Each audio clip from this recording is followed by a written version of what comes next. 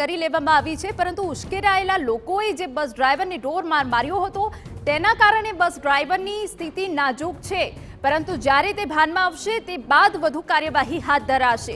પરંતુ એ પહેલા મનપા દ્વારા જે મોટો નિર્ણય કરવામાં આવ્યો છે કે જ્યાં સુધી હવે સંપૂર્ણ તપાસ પૂરી ના થાય ત્યાં સુધી આ કંપનીને કોઈ જ પ્રકારનું પેમેન્ટ કરવામાં નહીં આવે। બસના ડેશકેમમાં કેદ થયેલા દ્રશ્યો જે સાબિતી આપી રહ્યા છે કે કેટલો ભયાનક આ અકસ્માત હતો। અરે બે સીસીટીવી ફૂટેજ જે સામે આવ્યા છે, સીસીટીવી ફૂટેજ જે મહત્વની કડી સાબિત થઈ શકે છે, અને આપને જણાવી દઈએ કે આ સીસીટીવી ફૂટેજના આધારે જ હવે આગળ વધુ તપાસ હાથ ધરવામાં આવશે। ના બસની બ્રેક ફેલ થઈ હતી, ફિટનેસ પણ બસની યોગ્ય હતી, છતાં પણ આ એક્સિડન્ટ કેમ કરવામાં આવ્યો?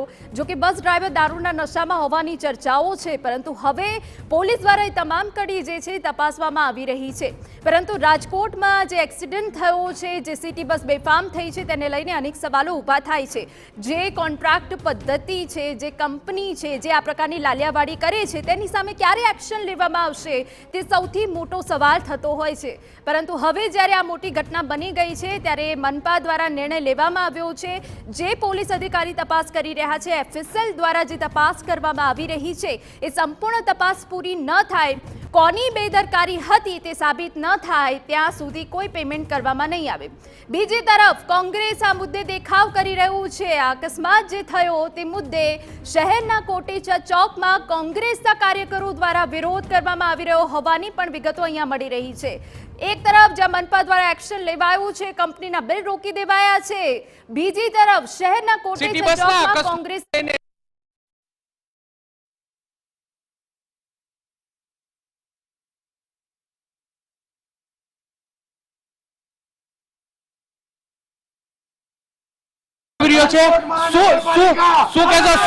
રાજકોટ મહાનગરપાલિકા આપણે જે રીતે જોઈ છે, આ બસ દ્વારા કાયમ અવારનવાર મોટા એક્સિડન્ટો થવામાં આવે છે, પબ્લિક દ્વારા અનેકવાર રજૂઆત કરવામાં આવે છે, છતાંય આ હંમેશ માટે આ સિટી બસ છે ને કોકના મોતનું કારણ બને છે। હંમેશ માટે આ અથડાય છે, કોકની સાથે જીવનું જોખમ થાય છે।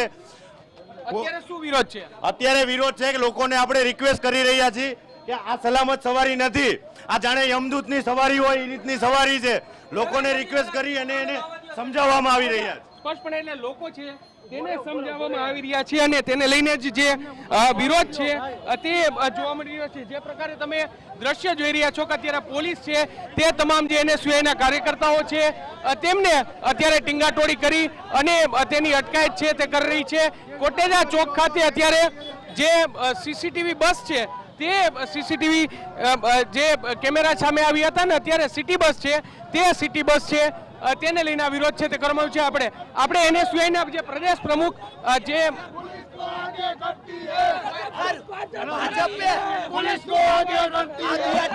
રોકાવી દેવી જોઈએ, જો નહીં રોકાવવામાં આવે જે કાલે 4 નિર્દોષ લોકોના જીવ ગયા છે, આવનારા દિવસોમાં આ સિટી બસ યમરાજ બનીને રખડે છે। રાજકોટની પ્રજાને કહેવા માંગીએ છીએ અમે કે ખરેખર આ સિટી બસો રોકાવી દેવી જોઈએ, હજી જાજા લોકોના જીવ જાય એમ છે। એનએસયુઆઈના પ્રદેશ અધ્યક્ષ જે નરેન્દ્ર સોલંકી છે તેઓ દ્વારા અત્યારે વિરોધ પ્રદર્શન છે તે કરવામાં આવ્યું છે। બીજી તરફ જે કેટલાક જે એનએસયુઆઈના જે કાર્યકર્તાઓ છે તે અત્યારે સિટી બસની અંદર જે અંદર જઈને પોતાનો વિરોધ છે તે દર્શાવી રહ્યા છે। સિટી બસ છે તે ખાલી કરવામાં આવી છે અને જે રીતે જે ગઈકાલે અકસ્માતની આ ઘટના છે તે સામે આવી હતી તેને લઈને ઉગ્ર વિરોધ છે તે જોવા મળી રહ્યો છે।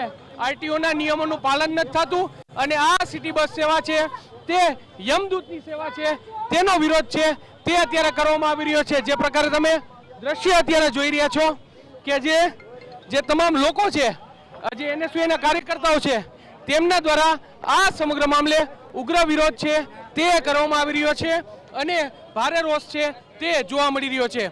કેમેરા પર્સન ભાવેશ લશ્કરી સાથે મોહિત ભટ્ટ, TV9 રાજકોટ।